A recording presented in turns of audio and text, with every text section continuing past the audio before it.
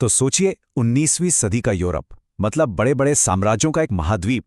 लेकिन अगले 100 सालों में ही पूरा नक्शा ही बदल गया। आज के जो देश हैं वो सामने आ गए। तो सवाल यह है कि आखिर ये हुआ कैसे? साम्राज्यों का महाद्वीप, राष्ट्रों का महाद्वीप कैसे बन गया? चलिए इसी दिलचस्प कहानी को समझते हैं। हाँ बिल्कुल।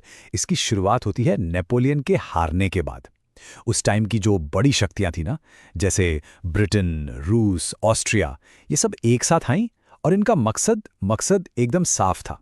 बस किसी तरह से पुरानी राजशाही को वापस लाना है और यूरोप में एक शक्ति का संतुलन बनाए रखना है, ताकि कोई एक देश फिर से बहुत ज्यादा ताकतवर ना हो जाए।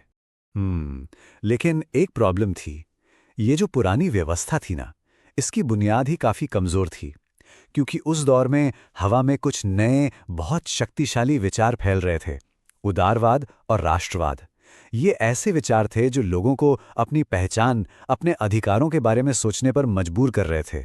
और सच कहें तो यही उस पुराने सिस्टम के लिए सबसे बड़ा खतरा बन गए। एकदम सही कहा। और हाँ, इन क्रांतियों को इनको जबरदस्ती दबा तो दिया गया, पर एक चीज बिल्कुल क्लियर हो गई थी। राष्ट्रीय पहचान और लोकतांत्रिक अधिकारों की जो आग लगी थी, उसे अब बुझाना नामुमकिन था। ये विचार अब लोगों के दिलो दिमाग में, कह सकते हैं, घर कर चुके थे। तो चलिए इसी बदलाव की पहली बड़ी कहानी पर चलते हैं। इटली का एकीकरण। सदियों तक इटली एक देश था ही नहीं, उसको तो बस एक भौगोलिक अभिव्यक्ति कहा जाता था। मतलब नक्शे पर बस अलग अलग राज्यों का एक झुंड। और इस कहानी के पहले हीरो आते हैं जिसेपे मैत्सिनी। मैत्सिनी एक भावुक क्रांतिकारी थे, एक विचारक। उन्होंने यंग इटली जैसी गुप्त समितियां बनाईं और अपनी लेखनी से नौजवानों के अंदर एक एकीकृत गणतांत्रिक इटली का सपना जगा दिया। इसीलिए उन्हें इस पूरे आंदोलन का आत्मा माना जाता है। और अगर मैत्सिनी आत्मा थे, तो काउंट कैवूर थे इस आंदोलन के मस्तिष्क। वो सार्डिनिया पीडमोंट के प्रधानमंत्री थे और मैत्सिनी से बिल्कुल अलग, एकदम यथार्थवादी नेता। वो सपनों की बातें नहीं करते थे। उनका फोकस था चतुर कूटनीति और विदेशी शक्तियों के साथ गठबंधन बनाने पर। क्यों? ताकि इटली के सबसे बड़े दुश्मन ऑस्ट्रियाई साम्राज्य को रास्ते से हटाया जा सके। दिलचस्प बात है, क्योंकि इस तिकड़ी को पूरा किया एक तीसरे सदस्य ने, जुज़ेप्पे गैरिबाल्डी। वो थे इस आंदोलन की तलवार, एक करिश्माई जनरल जिनकी सेना का नाम था रेड शर्ट्स। उन्होंने पूरी बहादुरी से लड़कर दक्षिणी इटली को आज़ाद कराया और उसे उत्तर से जोड़ दिया।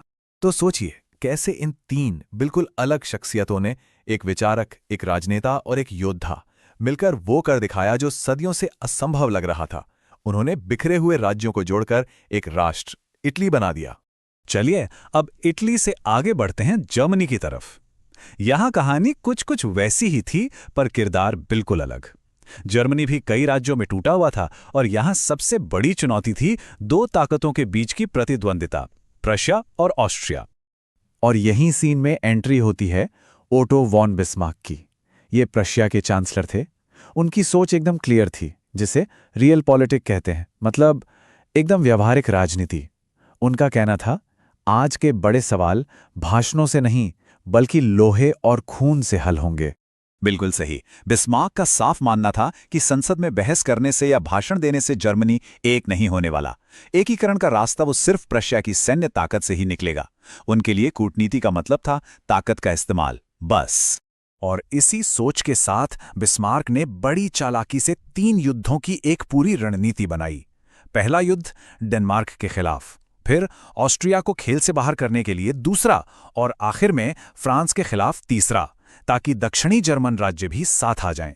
और इस रक्त और लौह नीति का नतीजा 1871 में एक एकीकृत जर्मन साम्राज्य का जन्म हुआ। और इसमें कोई शक नहीं है, यूरोप के केंद्र में इटली और जर्मनी जैसे 2 नए शक्तिशाली देश आ गए थे। इससे शक्ति का संतुलन हमेशा के लिए बदल गया। ये एक ऐसा भू राजनीतिक बदलाव था जिसका असर आगे चलकर पूरी दुनिया पर पड़ने वाला था।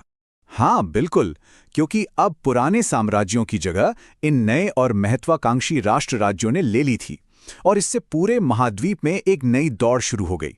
ज्यादा ताकत, ज्यादा जमीन और ज्यादा प्रभाव के लिए अब कह सकते हैं कि खेल के नियम ही बदल चुके थे। बिल्कुल, और शायद यही राष्ट्रवाद की सबसे बड़ी विडंबना है। ये एक दोधारी तलवार जैसा था। एक तरफ इसने नए देश बनाए, लोगों को आजादी दिलाई, लेकिन दूसरी तरफ इसी ने भविष्य में होने वाले सबसे बड़े विनाश यानी प्रथम विश्व युद्ध के बीज भी बो दिए थे। तो हम इस सवाल के साथ इस चर्चा को यहीं रोकते हैं। 19वीं सदी के राष्ट्रवाद ने आधुनिक दुनिया को बनाया, लेकिन इसकी कीमत बहुत बड़ी चुकानी पड़ी। तो क्या राष्ट्र राज्य का जन्म एक जीत थी या एक त्रासदी? शायद इसका जवाब इतना सीधा और आसान है ही नहीं।